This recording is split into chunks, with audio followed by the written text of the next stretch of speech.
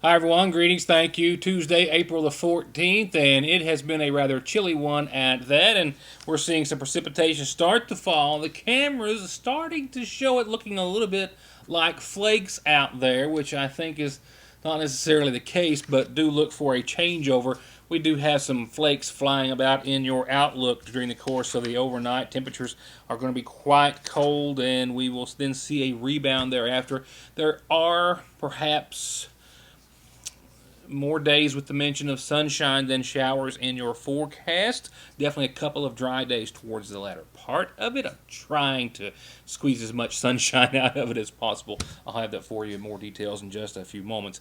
Locally tonight, commodities are going to be distributed to hundreds of people here in McFarland County from our Senior Citizen Center this week, but in a different manner at a different location. I've got a lot for you on that, as well as really taking aside social distancing and everything that we need to and have been doing on that front, the other single most important thing that we all need to do. I'm including myself and my family and household because I'm guilty of failing to do it thus far, like many others in McFarland County, and we'll have that for you in just a few seconds as well. A local update for you: no positive cases of COVID-19 in McFarland County as it still stands, as we are still one of the fortunate standouts so far, while that number is, of course, getting more limited as days go on, and I'll have that update for you in regards to neighboring counties and their new numbers in just a few moments. But McFarland County Public Health Director Mayor Pete Shepard confirmed a moment ago no positive cases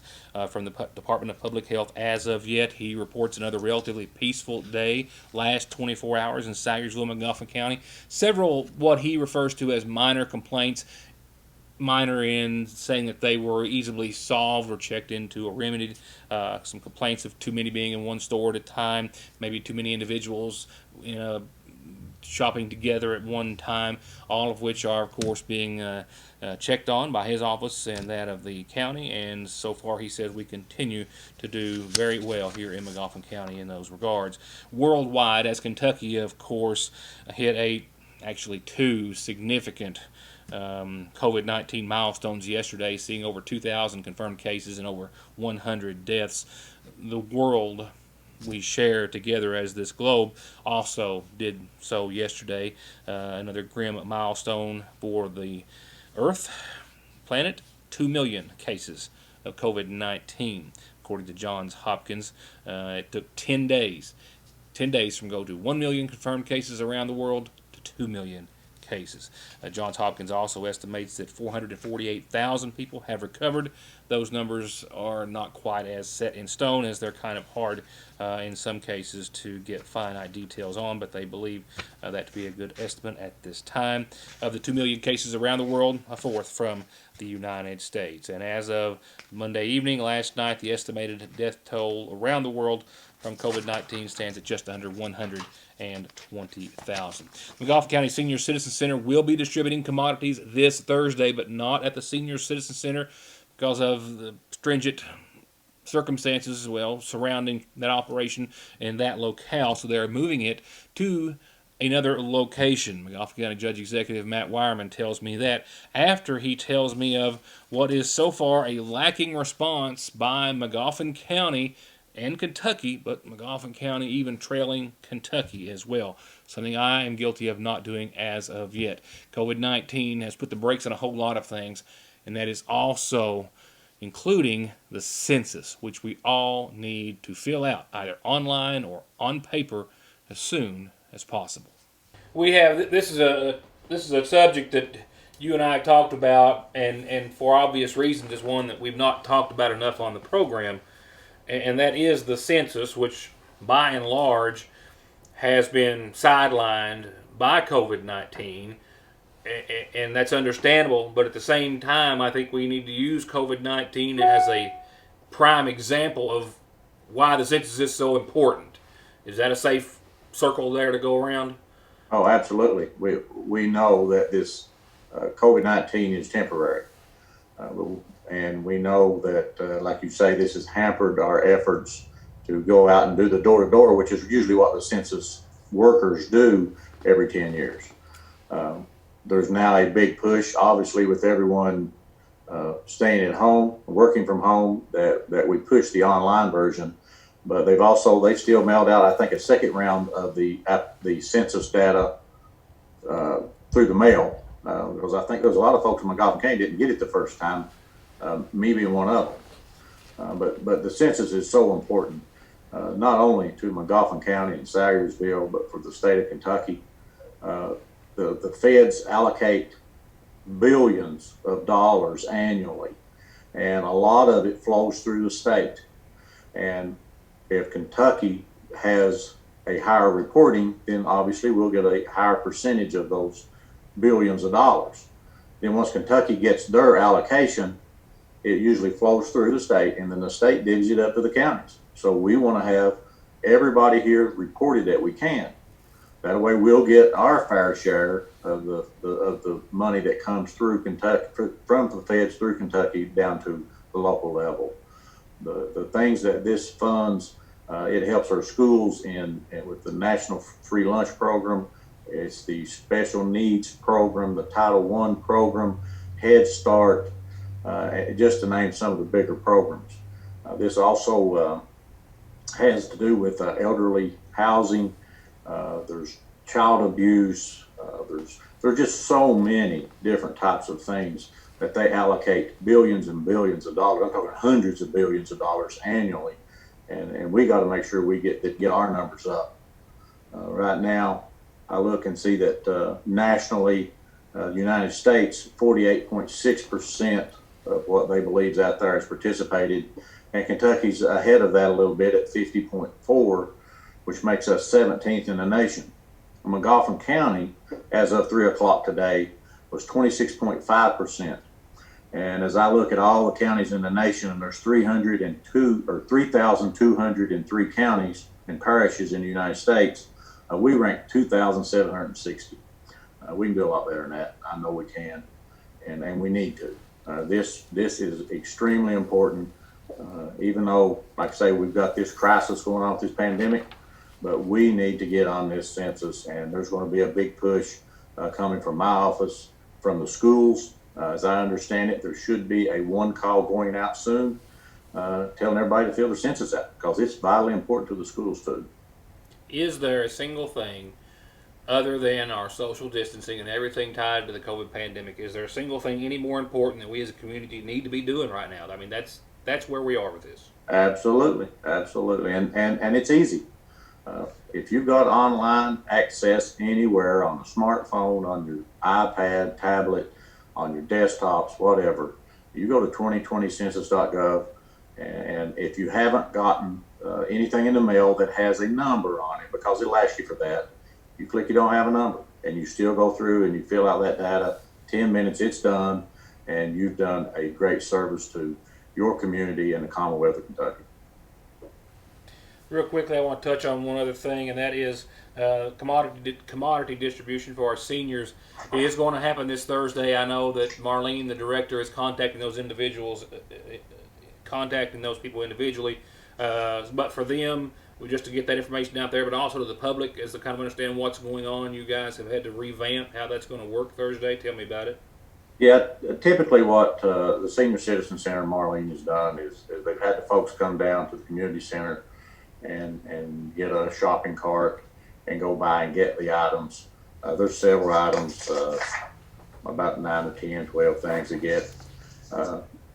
But given the coronavirus situation, COVID-19, that's just not, we just can't facilitate that downtown. We can't have 216 cars lined up all through Sayersville. So I've spoken to Superintendent Scott Helton, and he's willing to let us use the back portion of the high school. That way we can spread the traffic out a lot better on those access roads in that area and run them all the way around the high school. I've spoken to Neil West, Knee-High West at the high school, and he's going to have some folks there to help. I'm going to send some guys from my road crew. The school's also going to have some maintenance workers there. We sent the word out to all the volunteer fire departments, and they're going to maybe have some folks there so we can do this in kind of an assembly line. There's about 216 boxes that we got to fill up with 35 pounds of goods, and we're going to be handing those either into the trunks of cars or in the beds of trucks. And we're going to have folks from the court security helping hand things out. The city police and sheriff's department is going to help with traffic control. So this is going to be totally a community effort to help those seniors and those folks that really need these items.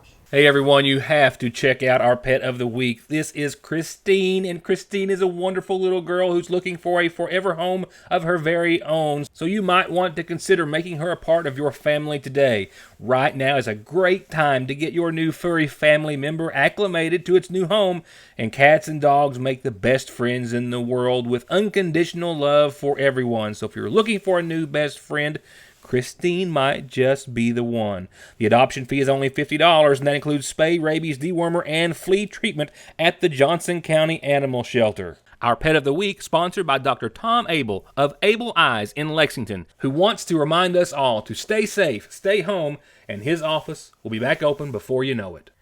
McFarland County Heating, Cooling, and Refrigeration with professional, licensed, and certified commercial and residential service technicians that can maintain and repair all manufacturers, with new and old installation and financing available, serving McFarland, Morgan, Lawrence, Martin, Johnson, Floyd, and Breathitt counties. McFarland County Heating, Cooling, and Refrigeration, 349-1058 or 225-6779. Getting the best deal on the best tires with the best service has never been easier. Just log on to ConleyTire.net, check out the latest rebates, sales, and promotions, pick out the tires you want, and email, call, or come by for huge savings from the family who's been proudly serving the area for over 32 years. Conley Tire in Staffordsville, 297-2424.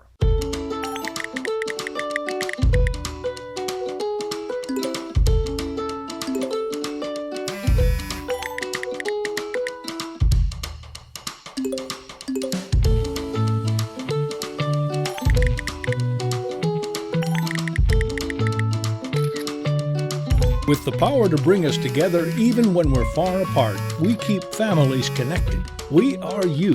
We are Appalachian Wireless. There is never a good time for a breakdown. They will happen, and your car at some point is going to need some repairs and maintenance. And Black Smoke Performance is open and here with professional, fast, safe service. And just in time for warm weather, they now have certified full air conditioning, diagnostics, and repair to keep you cool in whatever you drive. Black Smoke Performance, 349-8785.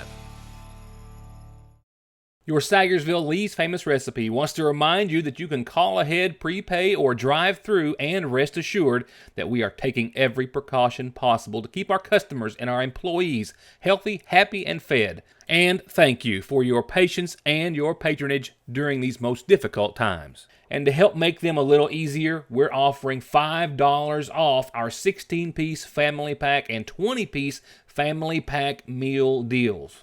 That's 16 or 20 pieces of chicken any way you like it, and all the sides to feed all the family, all $5 off. All you need is the coupon out of this week's edition of the Sagersville Independent, and they're giving away free issues of the Sagersville Independent with every purchase. It's that simple. Only at your Sagersville Lee's Famous Recipe.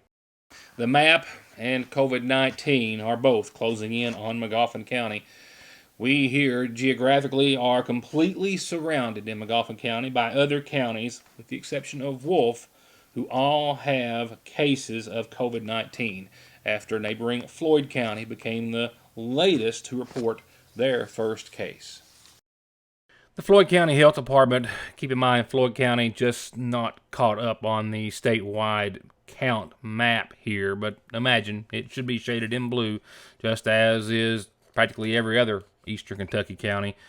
But the Department of Public Health, the director in Floyd County, Thursa Sloan, confirmed that a 22-year-old man is self-quarantining at home as Floyd County's first confirmed case of COVID-19.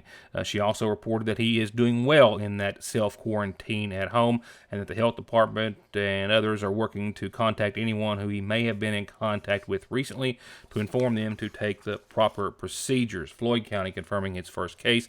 Meanwhile, the Pike County Health Department confirmed confirmed its 6th case of the coronavirus just earlier today as well. This most recent case, a 51-year-old woman who is recovering at home.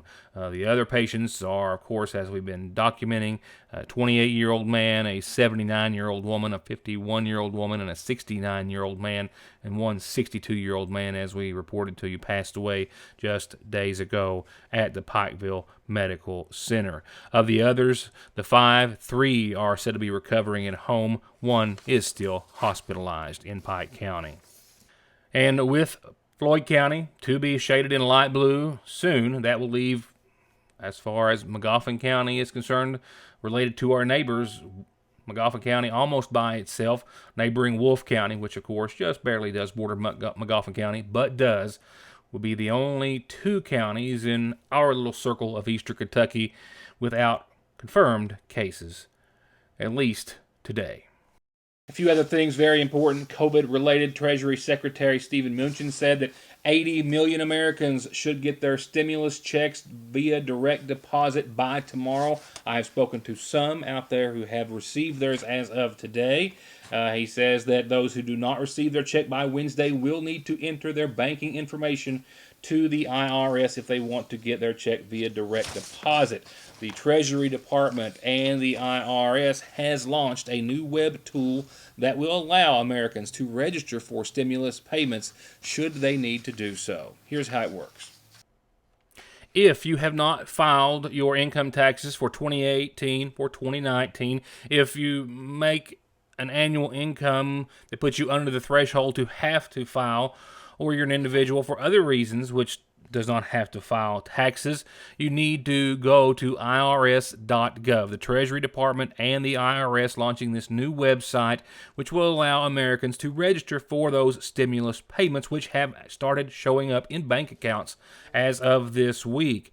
The NonFiler Tool, as soon as you go to irs.gov, over to the very top left of those 2 menus, the NonFilers Enter Payment Info Here bar is as simple as a click away. It's designed for those who don't normally file tax returns, including those whose income would fall under the guidelines or be considered under that threshold where you have to file. So if you don't normally file a tax return, go to irs.gov, look for that non-filers enter payment info here, and then just type in the information. This is the IRS website. It is a safe place to do so. We wouldn't recommend you do it anywhere else, but you'll need your social security number, name, address, and dependents, and they'll take that information to confirm your eligibility and then send a stimulus payment to the banking information that you give them. Give them your account information, allowing the IRS to deposit your payment directly into your account. Otherwise, your payment will be mailed to you, but you will still get it. This tool, again, designed for those who didn't file a tax return for 2018 or 2019 and who don't receive Social Security retirement or disability benefits or benefits from the railroad retirement funds. Lower income households should also think about using this tool if you didn't file in 2018 or 2019 because you were under those minimal income limits for filing a tax return. It all starts at irs.gov. Not a whole lot on our community calendar tonight, but some special announcements nonetheless. I believe we have a birthday, belated, and a happy anniversary to share this evening, all brought to you by Magoffin Farm Bureau. Up first is a birthday wish, a belated birthday wish. It says to our son, Weston Jimmy Ray Perkins, happy birthday. His birthday on the 12th, and from Dad and Mom and all the mamas and the papas and all the family and the friends, happy birthday, Jimmy Ray Perkins. Happy birthday to you. Anniversary wishes tonight going out to Jerry and Wanda Stacy. Friends and family have called to say we want to wish you the happiest of anniversaries on one of the biggest anniversaries there is. Happy 50th anniversary to you both, Jerry and Wanda Stacy. Happy 50th anniversary to you. And like I said, a short but obviously very sweet community calendar. When you've got birthdays or anniversaries or announcements for your group, church, organization, they're all free. You just got to tell me so I can tell all of our viewers about it. From there, funeral service announcements for this Tuesday. Begin with a reminder of services to be held for J.R. Conley, James Russell Conley, AD of Sagersville, who passed away on Sunday at his home, survived by his wife Janie and son Jonathan Russell and daughters Mary Ann Miller and Janet Sue Parsons, as well as a host of family and friends' private graveside services, as has sadly become customary during this time, will be held tomorrow in his honor at the Conley Cemetery at the Conley Farm under the direction of the McFarland County Funeral Home. We also have more details tonight and a full listing for 41-year-old Rebecca Lynn Jenkins Lawson, who passed away this week, survived by Father Carl and Mother Belinda Poe Jenkins. She is also survived by her husband, Roland Patrick Lawson, and daughters, Sarah, Emily, and Hannah. Private graveside services are to be held this Thursday at the Phoenix Cemetery on Mash Fork under the care of the McFarland County Funeral Home. And lastly tonight, arrangements pending tonight for 85-year-old Emma J. Hall of Bradenton, Florida, formerly of McFarland County, who passed away yesterday in Florida. Arrangements to be announced soon by the McFarland County Funeral Home.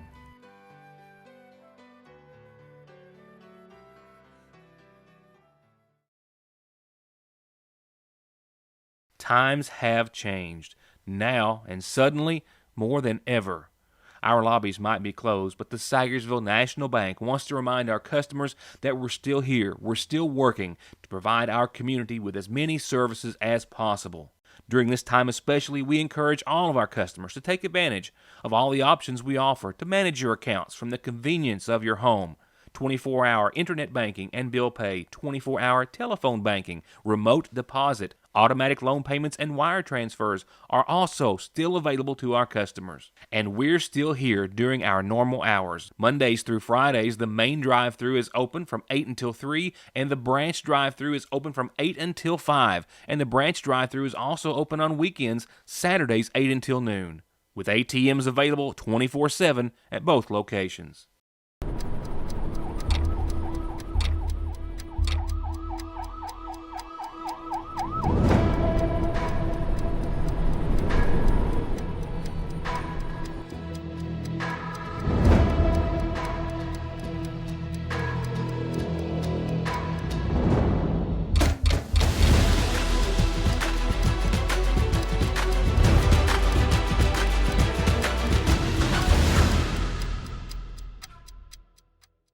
Car accidents don't stop. Accidents at work don't stop.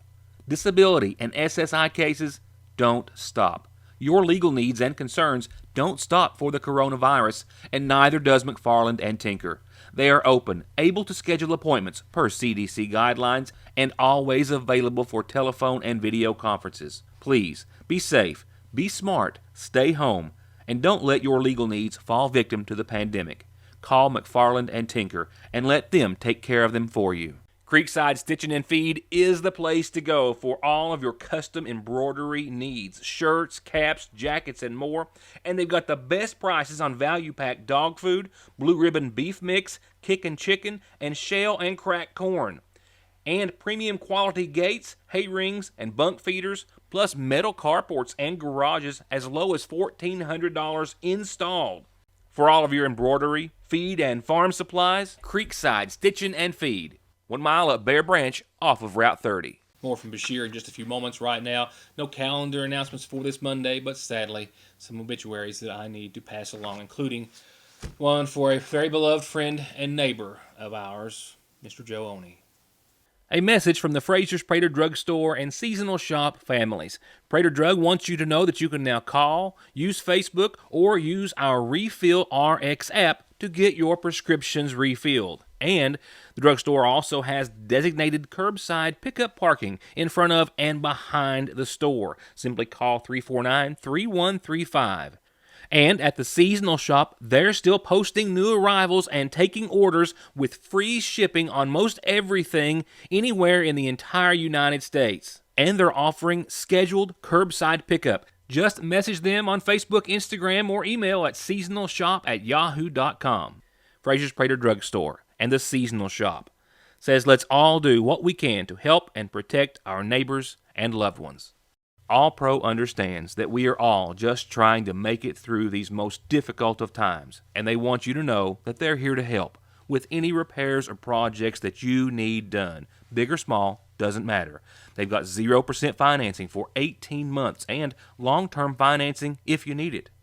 If you need anything from a new gutter to a new house or a new garage, call All Pro Gutter Works and Construction, 349-9999. Hello, this is Maria Brayman, and I'm the Chief Medical Officer for Appalachian Regional Healthcare. And I'm here to talk about when you seek care if you're concerned that you may have the COVID-19 virus. If you are otherwise healthy and would not have normally sought care, then stay home, isolate yourself. And isolate yourself means stay in one room with one bathroom, and do that until you're symptom-free for 3 days. If you're experiencing symptoms and would otherwise seek care, then call your physician first. And the symptoms you might be experiencing if it's COVID-19 include upper respiratory symptoms, a fever of 100.4 or greater, loss of taste or smell, and occasionally GI symptoms or stomach symptoms as well. If you feel you need urgent care, then please go to the emergency room. And if you have any additional questions, you can always go to the arhcovid19.com website to answer your questions. Come to Parkway Pharmacy in Sayersville and get your prescriptions filled, your over-the-counter medications, and immune system boosters, all from the safety and comfort of your own vehicle, either in their drive-thru or with their new curbside service. You can also call ahead or just download the MyGNP app, that's Good Neighbor Pharmacy, and refill and manage your prescriptions right from your device, helping you and yours stay healthy and safe. Parkway Pharmacy in Sayersville, 349-4400. Before we hear from our governor and his daily briefings and his calm, collected mannerisms in which he is approaching this each and every day, as well as his governing, has earned him the #1 spot across the nation. A poll, a survey hosted on U.S. News and World Report says that Kentucky is definitely behind our governor and his efforts to try to contain the spread of COVID-19 and keep us all calm. The poll asked participants for their perspective on the pandemic and how their state and national officials were handling the issue. And of all 50 states, ours ranked first in the nation. Bashir getting 86% support from Kentuckians in his response as either good or excellent. His calm approach in dealing with the extreme difficulties, a big factor in that, and we are certainly appreciative of that and wish to congratulate him as well. There are some Republicans in the Kentucky House of Representatives who are putting together what might be a bill that would go toward at least opening the door to start talking about opening some businesses, not which are deemed either essential or non-essential, but safe or not safe to do so. Now, this is not a timetable. They have not given that. They are not listing what businesses they are targeting, but only that they believe that it is time to start at least having that discussion in regards to, when the time is appropriate, being able to reopen some Kentucky businesses, which we are all, of course, very anxious to happen. One more for you, just to let you know, the suspension of most in-person court proceedings in Kentucky has been extended. There are, of course, going to be exceptions made. Any dire emergency, serious emergency that needs to be taken care of. Also, judges are being urged to continue to use their telephone and video methods for any necessary hearings. But I did speak with District Judge Dennis Prater earlier today, who says that the Chief Justice of the Kentucky Supreme Court has extended the court order until May the 31st. So any cases that were scheduled for March, for April, or May will be rescheduled in June and July. So court proceedings, all of those which are deemed not emergency or otherwise, pushed off until at least the end of May, the 1st of June. Well, we hit 2,000 confirmed cases. We confirmed that over 100 Kentuckians had lost their lives as a result of COVID-19 during his last update. Here's this evening's by Governor Andy Bashir. Some of the governor's first remarks were a sincere apology and promise at the same time to do more to get unemployment checks to those individuals, saying that he knows that a lot of Kentuckians are waiting and needing those benefits, which have not come for everyone. The state having thus far over 560, I believe it is, 521,000 unemployment claims since March the 16th. So far, about $150 million has gone to about 150,000 Kentuckians. They're adding new phones and new personnel every day to try to increase those unemployment numbers. The other numbers, of course, some of the other numbers stemmed from today's update, in which we did see another bad day. Not just new case-wise, but also in the number of Kentuckians who we lost to the coronavirus since yesterday. So yesterday, we had under 100 cases, and looking at it, while we were happy that those were the numbers of the day, we believe that it was probably an aberration, and that the next day we catch up for it, and it has. So today we were reporting 177 new cases. And again, every day we go through to remove duplicates and folks from other states, because remember, a lot of our hospitals are also helping people from other states. So with 177 new cases, with duplicates or folks from others removed, our total number of cases the state is reporting is 2,210. We have now tested 27,697 individuals, and that is a pretty firm number, because we now call through every single lab that reports to us. If they haven't given us that number and we don't have the total, our National Guard has been helping out with that, has been a big help.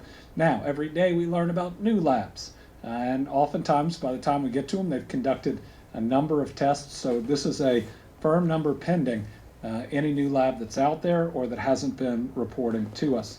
We know that at least 687 people have been hospitalized since the beginning of COVID-19. 305 people are currently hospitalized, at least. Ever in the ICU, at least 263. Right now, at least 137. So let's think about those folks. They call it an intensive care unit for a reason. Now, most people who are going into intensive care are coming out, and that's because our healthcare professionals and our hospital systems are doing an amazing job. In fact, they have really beaten the model on how many days somebody was going to be hospitalized that has this, and that has gone a long way in helping our healthcare capacity. It's not just flattening the curve, which we have, and they would tell you that we have. Everything that they and their doctors and everybody else are doing, and all of you that have gotten this virus, that have been able to ride it out at home. You all are the reason that we have the healthcare capacity we have right now. We got to keep it up. It might sound like we still have a whole lot of beds, but if this thing spikes in ways that it has in other places, we need to make sure we have them. Our Kentucky citizens right now are doing what it takes to make sure that we have the beds and the ICU beds and the ventilators that our sickest Kentuckians will need. In a bit of good news, in closing, 653 Kentuckians, the governor says, have recovered from COVID-19. But at the same time, he also had to announce the passing of 11 other Kentuckians due to the virus, saying that flags will remain at half-staff at the Capitol, and encouraging everyone to keep those green lights on in honor of those we have lost. Just another statement I try to bring you, as it's kind of a time-constrictive thing, as his update sometimes leads past 6 o'clock, at least the most significant portions of his daily updates and briefings, but there's a lot of other very useful and vital information that I would suggest you go to his his Facebook page and watch in its entirety for unemployment and any other questions you may have, and also, of course, go to the state website as well to get all the information. With that, one last item of business, your Licking Valley RECC outlook for the next 24 hours and then some. First off, a freeze warning is in effect from 3 o'clock tonight, as we're seeing those drops change over to flakes outside right about now. Yes, a freeze warning. I'm trying to sugarcoat this as much as possible. A freeze warning in effect from 3 tonight till 10 tomorrow. Freeze temperatures and frost expected in most locations. Keep that in mind. As for our low tonight, we will get below the freezing mark. 29 cold degrees out there, mostly cloudy and rain and snow showers likely before 11. We'll see more flakes than anything. They're not going to add up to anything, I don't think. No really accumulation expected at all, but it's snow any way you look at it, and it looks cold.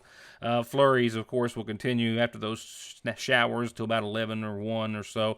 Widespread frost thereafter. And then skies tonight during the overnight are actually going to become mostly clear. And then you'll wake up to pretty much clear skies tomorrow, and then we'll hit some sunshine, and then after the frost, we'll hit about 55 degrees for daytime highs on your Wednesday. So a nice little rebound in store tomorrow. We will see winds out of the southwest, noticeable 5 to 17 miles per hour. But continued rather clear skies tomorrow night, maybe partly cloudy at most. Thursday, right around the mid-50s still some morning frost and sunshine to follow, partly cloudy and 40 that night. Friday, another 10-degree bump almost, 64, partly sunny, and a nice day to your Friday to about mid-afternoon. That's when a 50% chance of showers rolls in. And for your weekend, upper 50s on Saturday, partly sunny, and about a 30% chance of showers, increasing to about a 40% that night during the overnight, which leads to a better shot of some rain and showers on your Sunday. Warmer still as we jump from the 50s to the 60s. Sunday, we'll see about 64, partly sunny, and a 50% chance of showers. Monday, a nice little trend that I hope holds on and runs for a while. Mostly sunny, no mention of rain, low 60s Monday, upper 60s Tuesday, more sun and more dry conditions. So after what will be a partly sunny weekend with some showers, we'll start off next week on a pretty nice note. Fingers crossed.